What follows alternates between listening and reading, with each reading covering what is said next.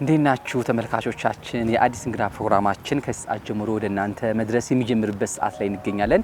አሁን የምንገኘው እንግዲህ በዚህ በአዲስ አበባ ዩኒቨርሲቲ ዋናው ግቢ በ6 ኪሎ ካምፓስ ውስጥ ነን። መቼም ዛሬ እዚህ አዲስ አበባ ዩኒቨርሲቲ ግቢ ውስጥ የተገኘ ነው ያለ ምክንያት አይደለም። የአዲስ እንግዳ ፕሮግራማችን እንግዳችን እዚህ ግቢ ውስጥ ናቸው የሚያስተምሩት ከ30 ዓመት በላይ በመማር ማስተማር ረገድ ትምህርት ውስጥ እንግዲህ የቆዩ መምህር ናቸው። ከዛ ባሻገር ደግሞ እኚህ መምህር ብዙ ጊዜ በተማሪዎች ልብ ውስጥ የማይጠፉ በትዝታ የማይረሱ ናቸው። ተማሪዎቻቸው ከዚህ ግቢ ከወጡ በኋላ ስለሳቸው ያወራሉ፣ ይነጋገራሉ፣ ደህና ናቸው ብለው ይጠያየቃሉና ወዳጆቻቸው ከዛ ባሻገር ደግሞ የቀድሞ ተማሪዎቻቸው ጥያቄ ያዘጋጅተዋል። ይሄን ጥያቄ እኔ ይዤ ወደሳቸው እሄዳለሁኝ። እሳቸውን እዚህ ግቢ ውስጥ ፈልጋቸዋለሁኝ።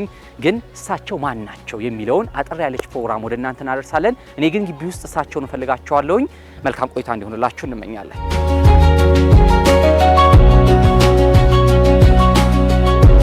ለመጀመሪያ ጊዜ ያየሁት 1992 የአማራ ክልል የቲያትር ፌስቲቫል ጎንደር ላይ እና የቲያትር ፌስቲቫሉ ላይ የኔ አንድ ጽሁፍ ነበረኝ በልጅነት የጻፍኩት ነው። እሱን ሊዳኙ ከጋሽ በላይነህ አቡኔ ጋር መጣው ነው። ፍሬሽማን ተማሪ በመሆንበት ጊዜ እንደዚሁ ጋሽን በደንብ አውቀዋለሁ። ከሁሉም በላይ ግን ሁለተኛ ዓመት ተማሪ ሆኜ 91 ዓመተ ምህረት አዲስ አበባ ዩኒቨርሲቲ ቲያትር ትምህርት ቤት ስገባ ያው የመጀመሪያ ኮርስ ሊትሬቸር የሚባል ኮርስ ነው መጀመሪያ ላይ የሰጠን። እንግዲህ ከዛ በኋላ ስለ ራሳችን ታሪክ ጻፉ ብሎን ነበር። እስክንመረቅ ድረስ ያን የጻፍነውን የህይወት ታሪክ እየተከተለ ይመክረናል፣ ይገስጸናል። እጅግ በጣም በትምህርት ቤታችን ውስጥ ጉምቱ ከሚባሉ ወይም ደግሞ አንቱታን ከሚያተርፉ መምህራን መካከል በማስተማር ልምዳቸው፣ በማስተማር ችሎታቸው፣ ምናልባትም በመመራመር አቅማቸው በከፍተኛ ሁኔታ ተሰጥቶ ስጦታ ኑሯቸው በደንብ በትምህርት ቤቱ ታሪክ ውስጥ አይረሴ ከሚባሉ መምህራን መካከል ጋሽ አሰፋ ነው። 5 ኪሎ ድህረ ምረቃ አዳራሽ የአክቲንግ እና የዳይሬክቲንግ የተለያዩ ፕሮዳክሽኖች የምንሰራበት ቦታ ላይ እዛ ቦታ ላይ ዝግጅት አዘጋጅተው ጠርተውን ስለ እያንዳንዱ መምህር እየነገሩን ስለ ጋሽ አሴ የነገሩን ቦታ ለኛ አንድም ፍርሃትን አንድም ቅድመ ጥንቃቄ በተጨማሪ የራስን ዝግጅት እንድታደርግ የገፋፋን ስሜት የተፈጠረበት ቦታ ነው። ፊት ለፊት ነው የሚነግርህ ስተትክን እና ዛን ጊዜ ልጅ ሆነ ደግሞ ስለ ቲያትር ስተት ሲነገር አትወድም። ግን ደግሞ የሚነግሩ ነገር ትክክል ነው ካደክ በኋላ ስታውቀውና አነጋገሩ፣ ለዛው፣ ስሜቱ፣ ግልጽነቱ ኪነ ጥበብ እንድትወድ ያደርጋል። የህይወት ፍልስፍና በአንቲገን ቲያትር የሚል ነበረ የወጣው ጽሁፍ እና እሱን እዩትና ከአንቲገን ቲያትር ጋር እዚህ ጋር የተጻፈው ጽሁፍ እንዴት ነው ተቹ ብሎን ጽፈን ትችታችን ክላስ ፕሬዘንት አደረግን። ከዛ ውስጥ የኔ የተመረጠ እና ያንን ወስዶ እዛው አዲስ ልሳን ጋዜጣ ላይ እንዲወጣልኝ ያደረገና ዲፓርትመንት ተለጠፈ። ያ በቃ እንዴት ደስ እንዳለኝ የጻፍኩት ነገር ትችቴ በቃ ሰው አነበበው ማለት ነው፣ ፐብሊሽድ ሆነ ማለት ነው። እነዚህ ትንንሽ ይመስሉሃል እንጂ በጣም በጣም ትልቅ ሰብእናህን ከፍ የሚያደርጉ በራስ መተማመንን ከፍ የሚያደርጉ መምህርነት ክፍል ውስጥ ቆሞ ከመናገር ባሻገር የሰዎችን የተማሪዎችን ሞራል ሰብእና ከፍ ማድረግ መሆኑን ያስተማረኝ ነውና በዛ መልክ ነው እንግዲህ ተውቅ። እጅግ በጣም ረባሽ መሆንክን ካወቀ አይለቅህም። አንተ እንድትስተካከል ጥረት ያደርጋል እና እንዲህ የሚያደርግ ማን ነው ብለህ ስታስብ ወይ እናት ወይ አባት ነው። እና እኔ ጋሽ አሰፋን ሳስብ እናትና አባቶችን ነው አብሬ ማስታውሰውና ስቲል ናው ተምረህ ወጣህም ይከታተላል። በመጥፋት ላይ ያሉ ይባል ታውቃለህ። በመጥፋት ላይ ያሉ እንስሶች እንደሚባል ወይም ደግሞ በመጥፋት አደጋ የተጋረጠባቸው እንደሚባሉ ኢንደሚክ እንደሆኑ ሀብቶች የጋሽ አሰፋ መምህርነት ዘዴ በመጥፋት ላይ ያለ የመምህርነት ዘዴ ይመስለኛል። ምን አይነት ነው ካልከኝ ተማሪዎችን በሜካኒካል በሆነ ክፍል ውስጥ ይሄው ተማር የሰጠውን መልስ ቻው በሚለው አይነት አይደለም።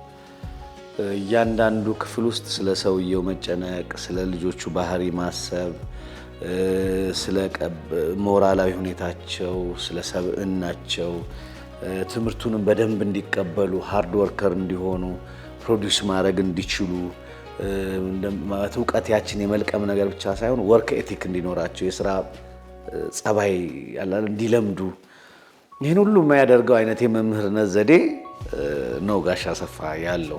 አንድም እንድንፈራው ያደረገን ትምህርት ላይ ያለው ሲሪየስ ማንነቱ ነው። ባይዘ ከባክግራውንድ ያለው ሲሪየስ ማንነቱ ነው። እንደ ሌሎች መምህራን ትቶክ ማያልፋቸው ቀጥተኛ የሆኑ ማንነት አለ።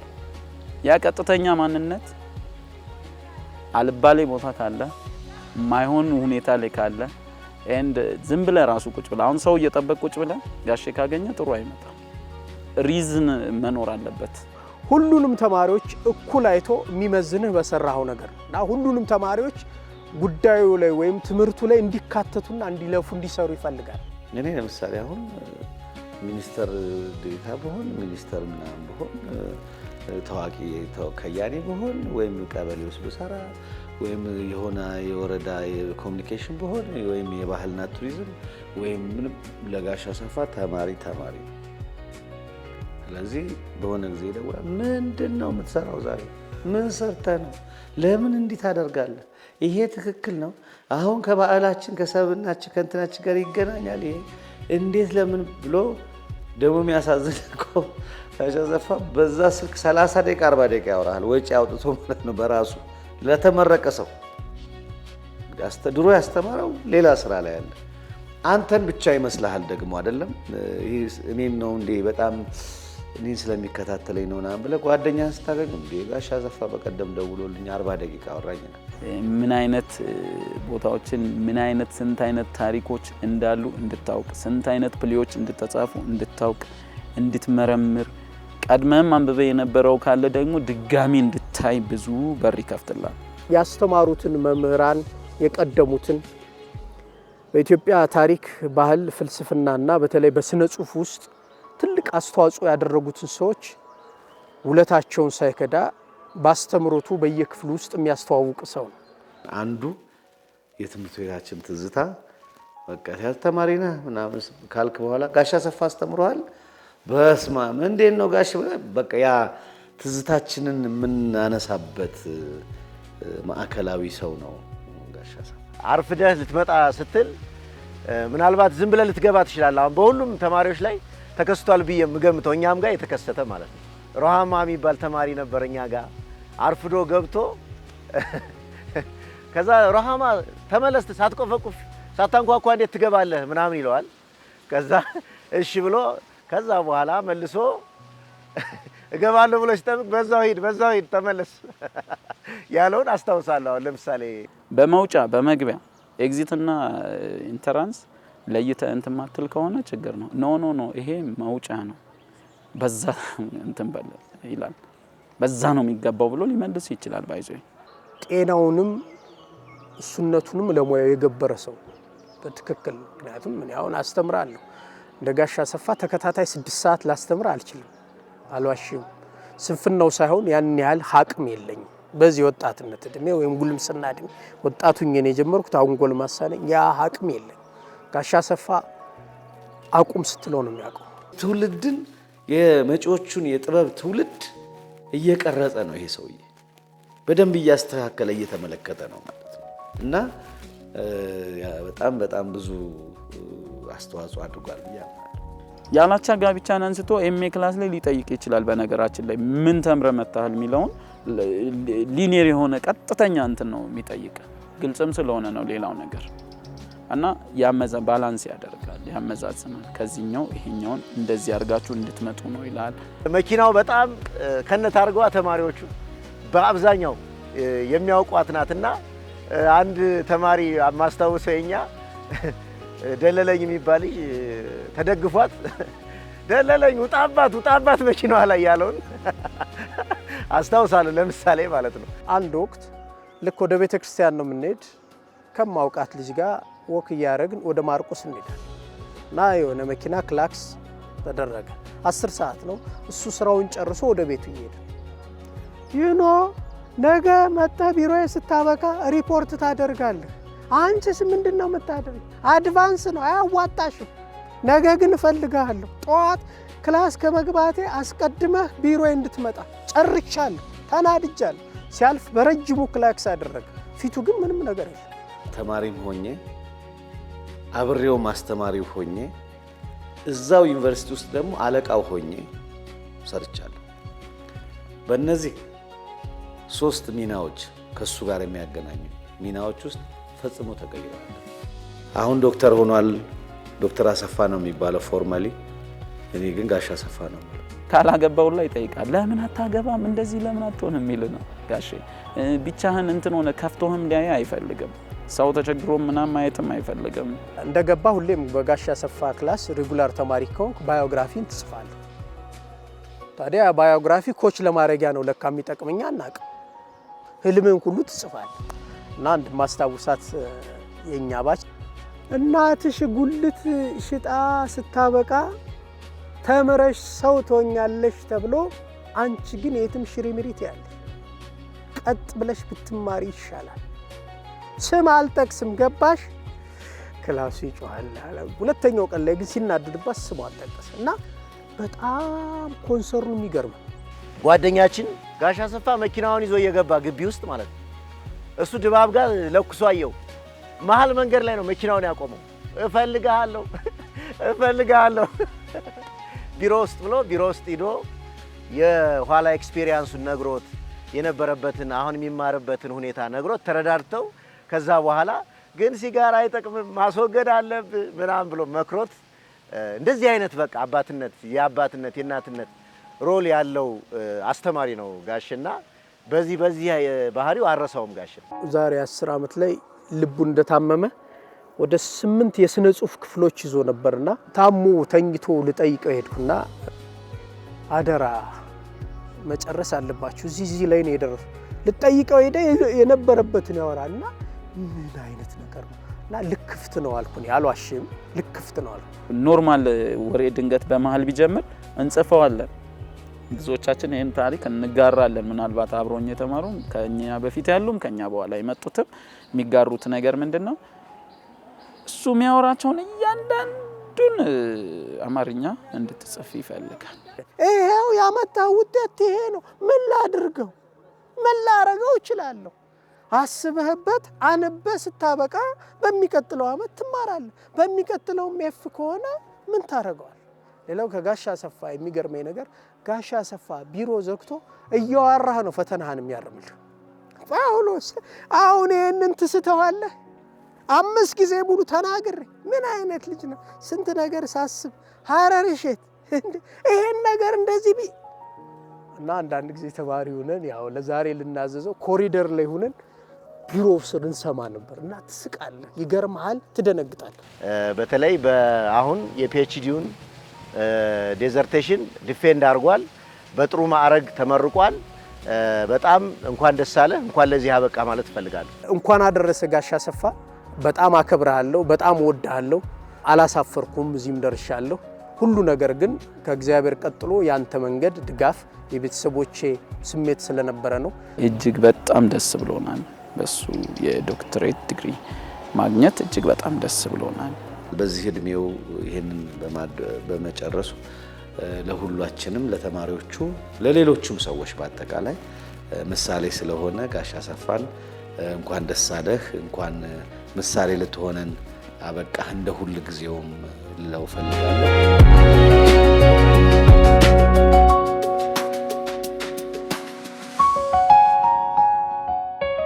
ዛሬ እንግዲህ ተወዳጆች የተሰበሰቡ ጥያቄዎችን ይዤ ነው ወደ አንተ የመጣሁት። እነሱን ጥያቄዎች ከመመለስ በፊት ፕሮግራማችንን እንድንጀምር 1-2 ነገሮች ይዤ መጥቻለሁና በዚህ እንጀምር። ይሄ መቼ እንደሆነ እስኪ አስታውሰኝ። አበላይና አቡኔ እኔ ተማሪዎቻችን ናቸው። እንግዲህ እነዚህ ጳውሎስ አምሮ አለ አይ ቲንክ በላ ከመሄዱ በፊት ከ10 ዓመት ምናምን በፊት ታስታውሰዋለህ? ግን ጊዜ ኤግዛክትሊ አላስታውሰውም። ጳውሎስ አምሮ አለ በላይና አሁን አሜሪካ ከገባ ራሱ ከ8 ዓመት 9 ዓመት በላይ ነው። ይሄ ማለት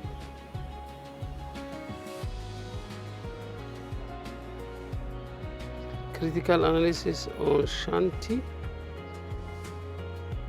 አቶ በላይነህ አቡነ የድሮ ነው እኮ ገና ቢኤስማ ያንተ ነው። ከየት ነው የመጣው ይሄ? እንዳለ ግን ታውቃለህ? ይሄ አለ?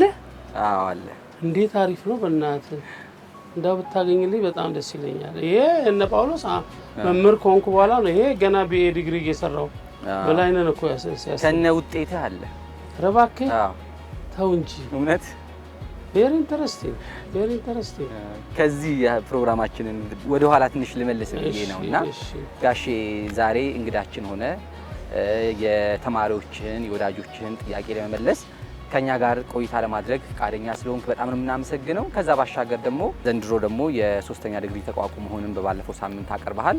በዚህ ዓመት አዲስ አበባ ዩኒቨርሲቲ እንግዲህ ከሚያስመርቃቸው ደግሞ በፒኤችዲ አንዱ ነህና ለሱ እንኳን ደስ አለ ብለን ፕሮግራማችንን እንጀምራለን። እንኳን አብሮ ደስ አለን። ስለዚህ ወደ ጥያቄ እንገባለን። ጥያቄውን ትመልስላቸዋለህ አንተ በተሰማ አንተ በተመቸ መልኩ ወደ ጥያቄዎቹ እናልፋለን። እንግዲህ ጋሼን የመጀመሪያ ምናልባት የምጠይቀው ከመምህራን መካከል አንተን ካስተማሩ መምህራን መካከል ላንተ የመምህርነት ዘዴ ምሳሌ ይሆናል ወይ? አንተ በጣም ልዩ መምህር ነህና ይሄን ልዩ የሆነውን ባህሪ የወሰድከው የተማርክበት መምህር አለ ወይ የሚለው ነው የመጀመሪያው ጥያቄ። ቅድመ መርሃ ግብር ፕሮግራም ደበበ ሰይፉ እንግዲህ ካስተማሪ መካከል አንዱ ነው። እዛ ላይም አንደርግራጁዌት እያለው ከኢትዮጵያን መካከል ሌላው በሁለመናው በሁሉም በአካዳሚኩም በሶሻሉም በፐርሶናሊቲ ጭምር ኢንተግሬትድ የሆነ ፐርሶናሊቲ ያለው የተቀናጀና የተሟላ ስብዕና ያለው መምህሬ ዶክተር አካሉ ጌታነህ ምለው አለ። በተለይ በአካዳሚያዊ ህይወቴ ላይ መሰረት የጣሉና ማንነቴን የሰሩ ናቸው ብዬ ነው የማስበው። ቅድም እንዳልኩ ደበበ ሰይፉ ተርጓሚ ነው፣ ተመራማሪ ነው፣ ሀያሲ ነው፣ ጸሐፊ ተውኔት ነው፣ ገጣሚ ነው፣ መምህር ነው እና ብዙ ፐርሶናሊቲዎች ስብዕናዎች ያሉት ነው፣ ማንነቶች ያሉት ነው። መንግስቱ ለማ እነጌትነት እንየውን የመሳሰሉ ታላላቅ ደራሲዎችን አስታጥቃቸው ይሁን ኃይለማርያም ሰይፉን ሌሎችም ታላላቅ ኩራባቸው ደነቀ አሁን ለጊዜው ከማከላችን የለም። ታላላቅ የዛን ዘመን አሁን አንጋፋ ሆነዋል እና የፈጠሩና ለኢትዮጵያ ኪነ ጥበብ ልንለው እንችላለን። ኖት ኦንሊ ወደ ውጭ ሀገር መምህራኖችን ስንሄድ እንግዲህ መጀመሪያ ላይ የማስቀምጣቸው ዶክተር ሮበርት ማክላረን ናቸው። እኚህ ዶክተር ሮበርት ወደ ክዋኔ ጥበቡ ነው የሚያደሉት፣ ወደ ፐርፎርሚንግ አርቱ እና ግን በጣም ዲሲፕሊናቸው እጅግ የላቀና የመጠቀ እስከዛሬ ድረስ ስሩን የጠበቀ እንዲሆን ያደረጉ መምህር ናቸው። ፑግሌዚ የምትባል እንደዚሁ ስዊድናዊት ናት፣ መታ አስተምራኛለች። ከዛ በኋላ እንግዲህ አሁን ደግሞ ፒኤችዲ ስገባ የማረሳቸው መምህራን መካከል ሁለቱን ዶክተር ታዬ አለ አሁንም ፒኤችዲ አስተምሮኛል። ግን ከወጣቶቹ መካከል ደግሞ ቴዎድሮስ ገብሬን አረሳው። ዘሪሁን አስፋው በጣም ታላቁ የስነ ጽሁፍ ሰው መቼ ስነ ጽሁፍ መሰረታዊያን አንብበሃል አማር? አሁን እሱን የሰራ ሰው ያሳተመ ሰው ነውና እሱንም ከአንደርግራጁዌት ጀምሮ በፍጹም የምዘነጋውና መረሳው አይደለም። ቲያትር ፊልድ ስለሆነ ለመረጥኳቸው ተውኔቶች ጋይ ተስፋዬ እንደ ደግሞ ሪሰርች የሆነውን ባህሪ በተመለከተ ጋሽ ዘሪሁን ነበሩ አማካሪዎቼ። ከዛ በኋላ እነሱ ከሞቱ በኋላ በጣም አማካሪ ተቸግሬ በመጨረሻ በስንት ትግል መሰለ የጨረስኩት። ጋሽ አሰፋ ለምንድን ነው ተማሪዎችን እስከ ግል ሰብዕናቸው ድረስ እየዘለክ የምትገጽጽና የምታርማቸው የምትከታተላቸው ከክፍል እስከ አደባባይ? ይሄን እንድትመልስልኝ እፈልጋለሁ። አንድም የልጆች አባት ነው። ኢማጂን እኔ ስጋ ልጆች አሉኝ፣ 2 ልጆች። እነዚህ በሙሉ ያስተማርኳቸው ደግሞ የቀለም ልጆቼ ናቸው። የቀለም ልጆቼ የመንፈስ ልጆቼ ናቸው። በአንድ በኩል በትዳር ህይወት ልጆቼን ሳሳድግ እንዴት ሆነው ማደግ እንዳለባቸው ከህይወት ልምድ ያገኘሁት አለ። ከህይወት ልምድ እና ያንን ልጆቼ እንዲሆኑልኝ የምፈልገውን ነገር ማንነታቸውን ስቀርጽ ያ ማንነት እንዲገነባ ስፈልግ እዚህ ተማሪዎቼ የቀለም ልጆቼ ናቸውና ከነሱ አለያቸውም። እነሱም እንደ ልጆቼ የቀለም ልጆቼ ናቸውና ማንነታቸው በአዎንታዊ መልክ እንዲገነባ እንዲቀረጽ ከመሻት የተነሳ አንዱ ፖይንት ነው። ሁለተኛው ደግሞ ከንባብ ነው። ሁ ዘ ቲቸር ማን ነው መምህር? መምህር ምን አይነት ሰው ነው የሚል 3 አይነት የመምህር አይነቶች አሉ ባይተው። አንደኛው ዲክታቶሪያል ነው፣ ሁለተኛው ሌዜፌር ነው፣ ሶስተኛው ደግሞ ዲሞክራት ነው የሚባለው። ይሄንን አንብቤ በዚህ የተነሳ ነው የልጆቼ ስብዕና በዚህ በትምህርት ላይ ቆይታቸው ብቻ ሳይሆን ከወጡም በኋላ ትዳራቸውን እከታተላለሁ። እኔ አሁን በዩኒቨርሲቲ ካልቸር ውስጥ በጣም የተለየ ባህሪ የሚታይበት መምህር ነውና ይሄን የእናትነትና የአባትነቱን ባህሪ እንዴት አመጣኸው ከየት አመጣኸው ብዬ መጠየቅ እፈልጋለሁ። እነዚህ እናትና አባት የሆኑ የትላንት ተማሪዎቼ ልጆች አፍርተዋል እና እንዴት አባት እናት መሆን እንደሚገባቸው እያስተማርኩኝ እነዛ ልጆቻቸው ላይ እነሱም የአባትነትና የእናትነትን ማንነት መስራት እንዲችሉ የማደርግበት መንገድ በዚህ በሁለት መንገዶች አማካኝነት ያገኘሁት። እንደው ጋሼ ድምጹም በጣም ጥሩ ነው። በጣም እንትን ነው። እኔ አንድ ተውኔት ነው እንደተወነ የማውቀው ማለት ኦልሬዲ እሱንም ከታሪክ የተረዳሁት። በትወናው ዓለም ላይ አባትም እየሆነ ሰርቶ የሆነ ያህል ካራክተሮችን ብቻ እየቀያየረ ሰርቶ ልናየው እንዴት አልቻልንም? ወይስ የሱ ያለመፈለግ ሁኔታ ነው የሚለው ሌላው ነው። ምክንያቱም ተውኖ ብናየው ምክንያት የቲያትር መምህር ስትሆን ጎን ለጎን ፕራክቲካሊ ስትተውን ምናምን መታየቱ ጥሩ ነው ለሚለው ነው። በፊት ትወና እንደተባለው ነው። እዚህ እያለው ጄም ፕላስቶ ቅድም ጠቅሼልሃለሁ። በጣም ጎበዝ ዳይሬክተር ናት ፕሌይ ዳይሬክት ስታደርግ እና ብዙ ጊዜ እሷ የምትሰጠንን ተውኔት ሜጀር ካራክተሩን እኔ እንድጫወት ነው የምትመድበኝ እና ትወና ችሎታዬ ጥሩ ነው። ሀገር ፍቅርም 1-2 አመት ሰርቻለሁ እና ሜጀር ሮሎችን የተጫወትኩት ዋና ገጸ ባህሪ ችሎታውና ተሰጥኦ አለኝ።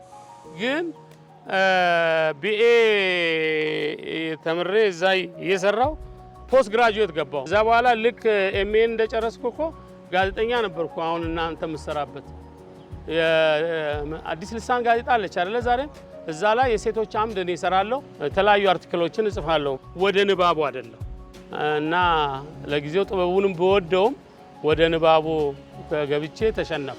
ጽፈህ ያዘጋጀኸው በጣም ብዙ ጥናት ያደረክበት የኢትዮጵያ የቲያትር ታሪክ የሚለው መጽሐፍህ ለማሳተም ምን ደረጃ ላይ ነው ያለው?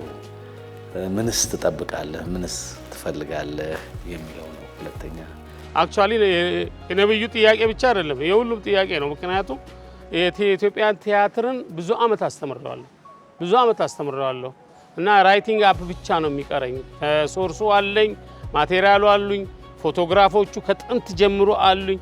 አሁን ራይቲንግ አፑን እንግዲህ አሁን እቺን ፒኤችዲን ከጨረስኩ በኋላ 1-2 ወር 3 ወር አርፌ ወደ ስራው ገብቼ ዋናው ነገር ይህንን ብቻ ሳልጨርስ እግዚአብሔር ቀኔን አያምጣው ማለትም እንዳይወስደኝ እድሜና ጤና ጸልይልኝ እንጂ ችግር የለውም። ሌላው ደግሞ የማሳተሚያው ዋናው ከተሰራ በኋላ ደግሞ አሁኑኑ ማሳተሚያውን ወጪ አንተ ባህል ሚኒስትር አሁን እንግዲህ ሚኒስትር ዴታ ነው if it is possible እሱ እዛ ላይ የሚቀጥል ከሆነ ይህንን የሀገር ታሪክ የያዘን ትልቅ የጥናት የምርምር መጽሐፍ ለማሳተም ቃል እንዲገባልኝ ፈልጋለሁ እንጂ በኔ በኩል ጤናዬ እግዚአብሔር ሰጥቶኝ ይህንን ስራ ሳልጨርስ ሳልሰራው በፍጹም አልተወውም በልልኝ። ላንተ የህይወት ፍልስፍና ምንድን ነው? በመኖር ውስጥ የሚያስደስትህና የህይወት ፍልስፍና ምንድን ነው? ለምን ዓላማ ለምን ልዕልና ነው የምትኖረው? የምትደሰትበትስ ነገር ምንድን ነው? እኔ ሰው መሆን ነው ፍልስፍና። ሰው መሆን በቃ regardless of anything መልካም ሰው መሆን ስል መልካም ሰው መሆን፣ ለሰው ደግ መሆን፣ ለሰው ማሰብ፣ ሰውን እኩል አድርጎ መመልከት።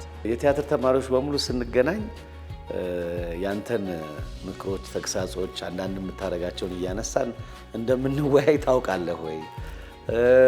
እነዚህን ነገሮች ስታደርግ እንደው እነዚህ ሰዎች ይወያዩበታል ብለህ አስበህ ታውቃለህ ወይ?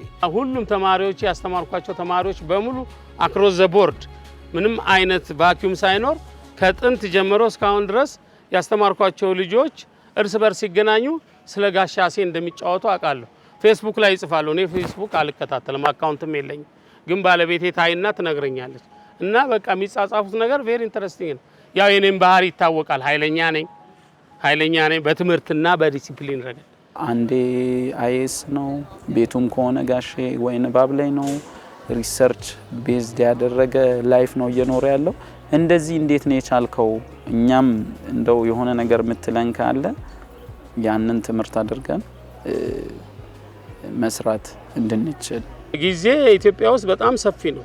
እንዳውም አልሰራንበትም። ያው እኛ ትንሽ የስራ ባህላችን በጣም ደካማ ነው እንጂ ጊዜ ሰፊሸንት ነው። እኔ አሁን ማታ ስራ ነው ማድረው። አሁን ለምሳሌ ሳልዋሽ እውነቴን ነው የምልህ። ዛሬ የተነሳው 9 ሰዓት ከ11 ደቂቃ ነው።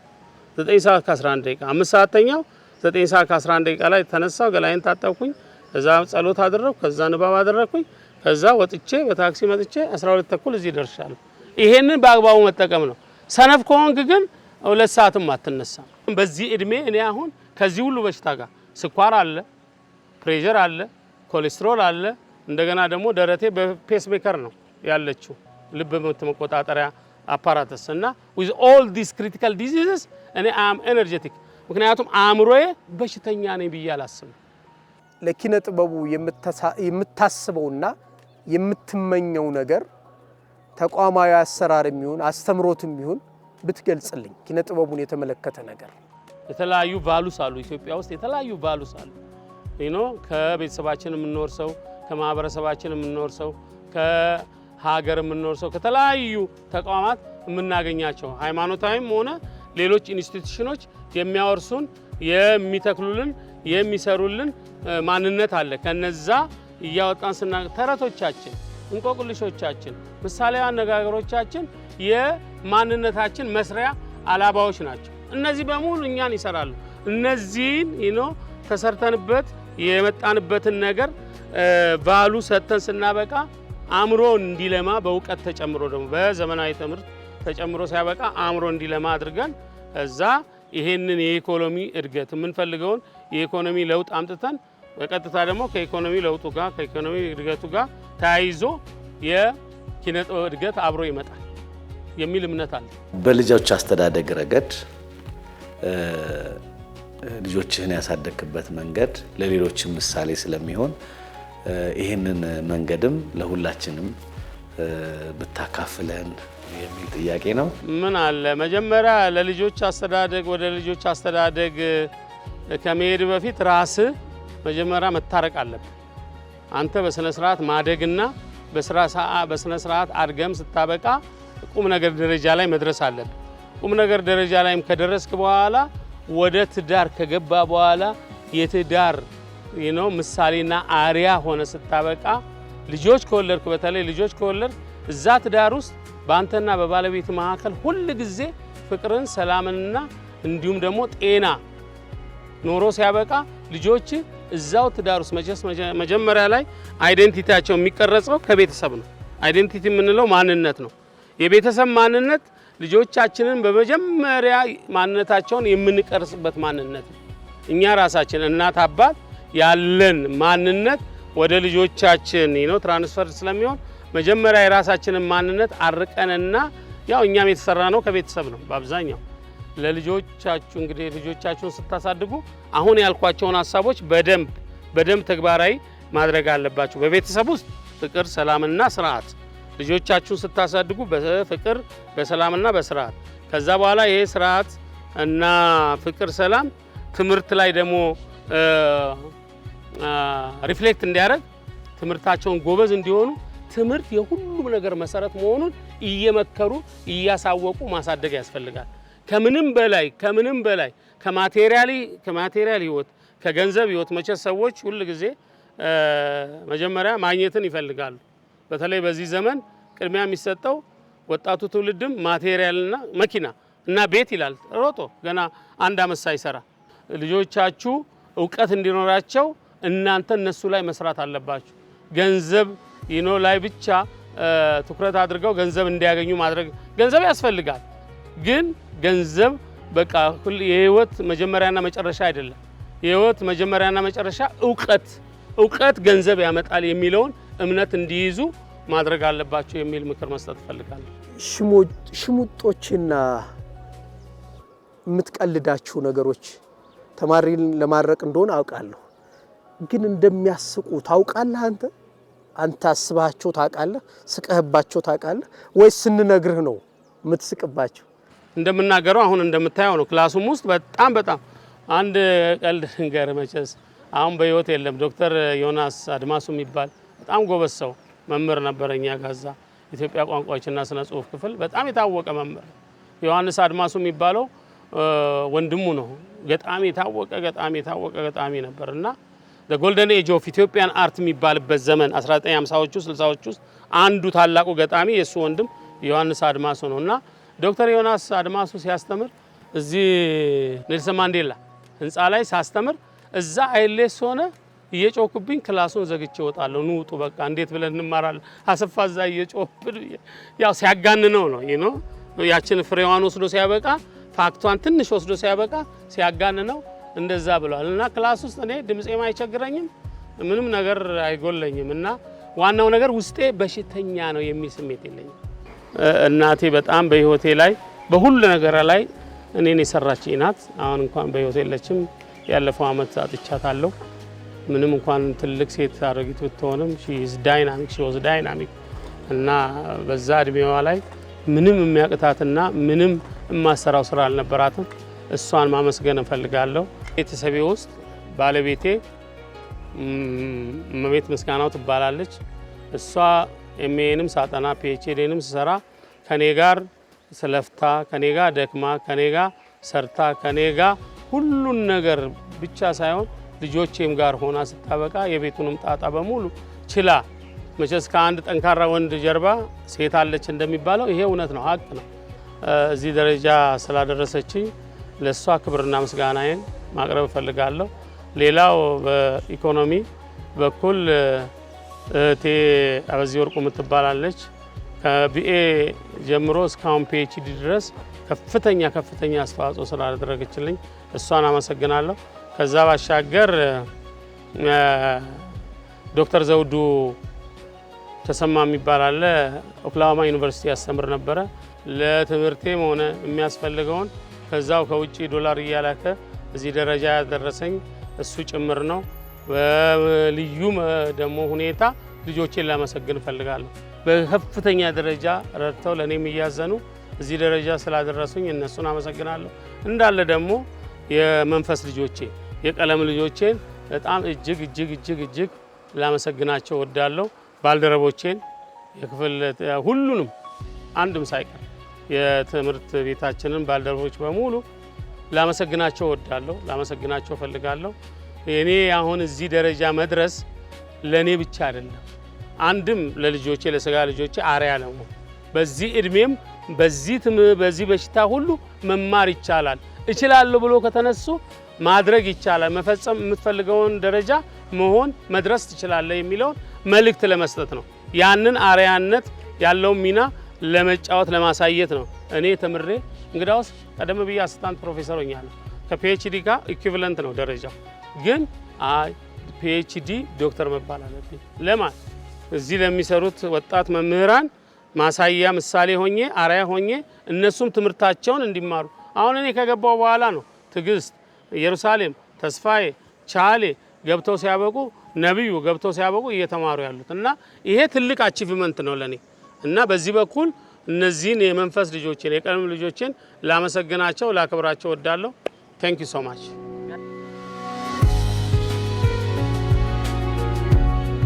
ተመልካቾቻችን የዛሬው አዲስ እንግዳ ፕሮግራማችን በዚህ በታላቁ አዲስ አበባ ዩኒቨርሲቲ ያደረግነውን እስካሁን ተከታትላችሁታል። ከኛ ጋር ቆይታ ስላደረጋችሁ በጣም እናመሰግናለን። ሳምንት ደግሞ ከሌላ የአዲስ እንግዳ ፕሮግራም ጋር የምንገናኝ ይሆናል። ሌሎች የመዝናኛ ዝግጅቶቻችን ግን ይቀጥላሉ። እኔ ከወዲሁ ሰናበታችኋለሁ። መልካም ጊዜ ይሁንላችሁ።